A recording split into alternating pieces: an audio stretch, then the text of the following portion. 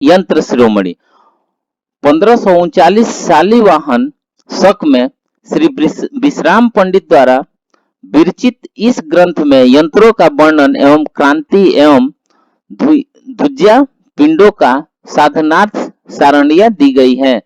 इनसे पूर्व के ग्रंथों में पद्मनाथ विराचित नलिका यंत्राध्याय एवं ध्रुव भ्रम यंत्र, चक्रधर दैवज्ञ विरचित यंत्र चिंतामणि, ग्रह लाघव गणेश दैवज्ञ विरचित प्रतो द यंत्र, पूर्णानंद सरस्वती रचित नलिकाबंध इत्यादि प्रमुख है। यद्यपि इस काल में वेद क्रिया विकसित हो चुकी थी, नए यंत्रों का आविष्कार भी प्रचलन में था, परंतु अस्थायी वेदशालाओं की चर्चा कहीं भी प्राप्त नहीं होती है। 15वीं शताब्दी तक यूरोप एवं अरब देशों में वेद प्रक्रिया बहुत विकसित हो चुकी थी। हिप्पार्कस, टालमी इत्यादि विद्वान अपनी वेद क्षमता से अनेक नूतन एवं उपास्थित कर लिए थे। 1363 ईस्वी एवं 1436 ईस्वी के मध्य तैमूर लंग के पौत्र उलुक बेग ने भी वेद के क्षेत्र में सराहनीय प्रयास किया था। उलुक बेग समरकंद का बादशाह एवं खगोल विद्या का प्रेमी था, अतः इसने अपने राज्य में एक वेदशाला का निर्माण कर वेद द्वारा ग्रह नक्षत्रों की सारणियां निर्मित की थी। 15वीं शताब्दी के अनंतर कालक्रम से वेद विषय ज्ञान में वृद्धि हुई। पूर्व प्रचलित शंकु यष्टि नलिका इत्यादि यंत्रों के स्थान पर निर्मित धातु लघु यंत्रों का प्रयोग होने लगा। कालांतर में लघु यंत्रों का परिमाण की स्थूलता देखकर ईंट, पत्थर एवं चूर्ण इत्यादि से बड़े आकार के यंत्रों एवं विस्तृत वेदशालाओं का निर्माण एवं प्रयोग होने लगा।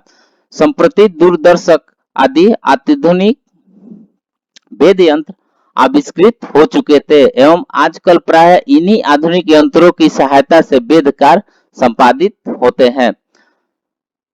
वैदिक महर्षि अपने बल से वशीकृत इंद्रियों और योग बल की अंतर्दृष्टि से शरीरावर्ती चक्रों को देखकर उसके द्वारा ब्रह्मांडवर्ती चक्रों गगनचरों को उनके स्वरूप, संस्थिति, गति आदि के सिद्धांत वैभव को प्रकट किया।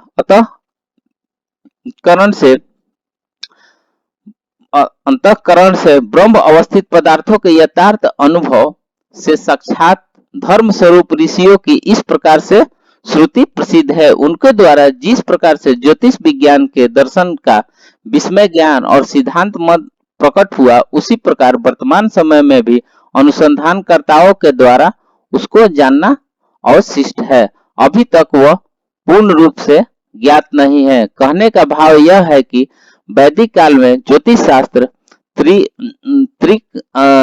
त्रिकंधात्मक स्वरूप नहीं था, फिर भी वह नाम से जाना जाता था। कुछ यंत्र अवश्य ही वेद कर्म में प्रयुक्त थे, क्योंकि यजुर्वेद में उस कर्म का प्रयोग और विशिष्ट ज्ञानार्थ के लिए नक्षत्र दर्श का उल्लेख प्राप्त होता है। वैदिक वेद विधान निश्चय ही अत्यंत वैज्ञानिक और प्रमाणिक था, इसलिए महर्षियों ने भूमि की स्थिरता के कारण सूर्य है इस सिद्धांत को वेद प्रक्रिया द्वारा जानकर स्थापित किया। कोशी तक की ब्राह्मण में निरंतर सूर्योदय के अवलोकन के आधार पर वर्ष परिमाण उल्लेख मिलता है, जिसके आधार पर तत्काल में वेद परंपरा के संकेत प्रचुरता से प्राप्त होती है। ऋग्वेदीय मंत्रों के आधार से यह ज्ञात होता है कि वामदेव ऋषि ने बृहस्पति का अन्वेषण किया, उससे बृहस्पति का प्रमाणिक विज्ञान प्रकटित हुआ। भृगुपुत्र भार्गव शुक्र ग्रह का वेदकर्ता, तत्वद्रष्टा एवं अनुसंधान करता थे। ऋग्वेद की ऋचाओं में बहुत से शुक्र विषयक प्रमाणिक विज्ञान मिलता है। इस प्रकार अत्यंत सूक्ष्म ग्रहों की उत्पत्ति, विज्ञान, उसकी स्थिति और वेद दर्शन द्वारा ही संभव है। अतएव हम कह सकते हैं कि वैदिक काल में निश्चय ही वेद परंपरा समृद्ध रूप से प्रचलित थी। इससे यह सिद्ध होता है कि उस प्रकार के विधि उपकरण नियम आदि का ज्ञान वर्तमान में भी जानना आवश्यक है। वेदांग ज्योतिष काल में ज्योतिष के प्रमुख सिद्धांतों का प्रतिपादन था। उस समय ज्योतिष विज्ञान में वेदांगों के मूर्धन्य स्थान को भी स्वीकार किया गया था। वेदों की आधारभूत प्रतिपाद कर्म को यजन कर्म के लिए समुचित काल निर्देश से ही इस काल विधान शास्त्र का मुख्यतम स्थान परिगणित था। इसलिए प्राचीन काल से ही वैदिक प्रतिपाद कर्मों को करने के लिए समुचित काल का ज्ञान करना ही वेद कर्म का मुख्य प्रयोजन था।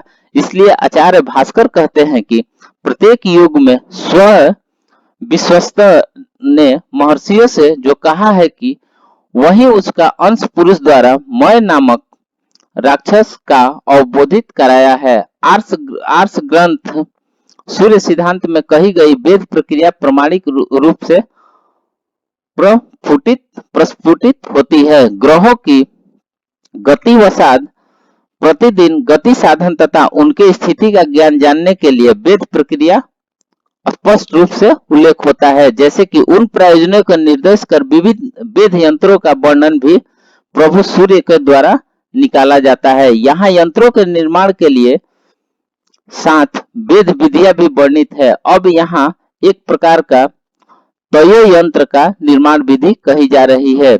अभीष्ट परिमाण के ताम्र पत्र के निचले भाग में एक छेद करना चाहिए, जिस मार्ग से जल गिरने से उस ताम्र पत्र को घटात्मक काल परिपूर्ण या रिक्त हुआ या नहीं इसका परिज्ञान होता है।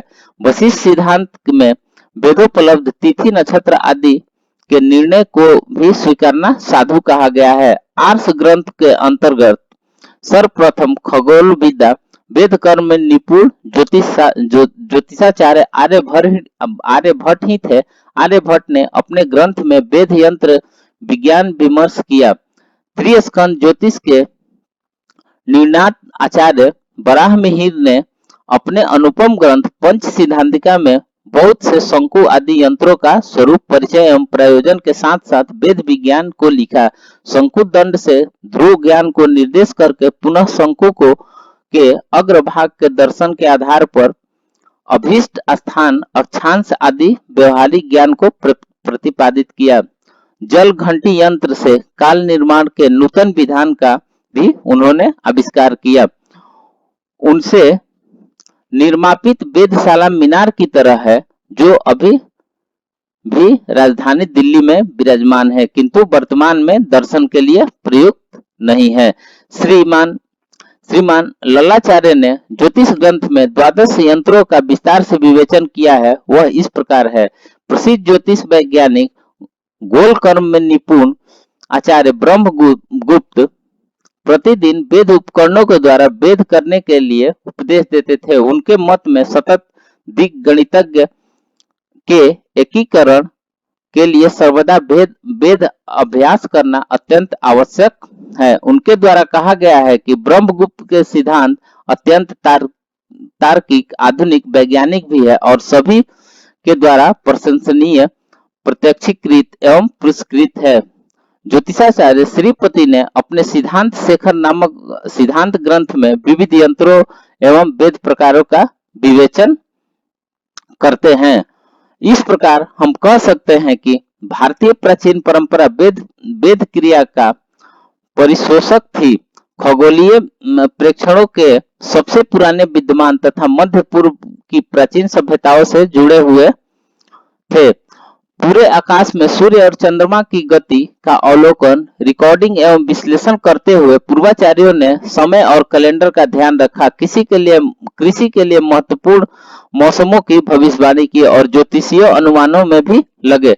सबसे सरल उपकरणों की मदद से आकाशीय पिंडों की गति को मापते हुए उन्होंने पाया कि आकाश में तारों की सापेक्ष स्थिति अपरिवर्तित रहती है और सूर्य, चंद्रमा और ग्रह सितारों के सापेक्ष चलते हैं। हमारे ऋषियों ने दुर्लभ खगोलीय घटनाओं का उल्लेख किया है, जिनमें प्रमुख काल निर्धारण चंद्र और सूर्य ग्रहण, धूमकेतु और नए सितारों की अवस्थिति है। खगोलीय अवलोकन जो व्यवहारिक उपयोग है और विश्व दृष्टि को आकार देने में मदद करते हैं, को धार्मिक अधिकारियों और विभिन्न देशों के नागरिक शासकों दोनों के बीच कुछ समर्थन मिला। आकाश में अवस्थित ग्रह नक्षत्रों का शुभाशुभ प्रभाव पृथ्वी के वातावरण, प्राणियों, वनस्पतियों और ऋतु परिवर्तनों पर देखा जा सकता है। प्राचीन ऋषियों ने इस विषय में अधिक खोज करने का निश्चय किया। इसके लिए यह सर्वप्रथम आवश्यक समझा गया कि आकाश में घूमते ग्रहों की स्थिति से अवगत होना आवश्यक है। इस प्रविधि ने वेद प्रक्रिया को जन्म दिया, जिसका प्रमुख प्रयोजन वेदोक्त यज्ञादि क्रियाओं के लिए यथोचित समय का ज्ञान करना था।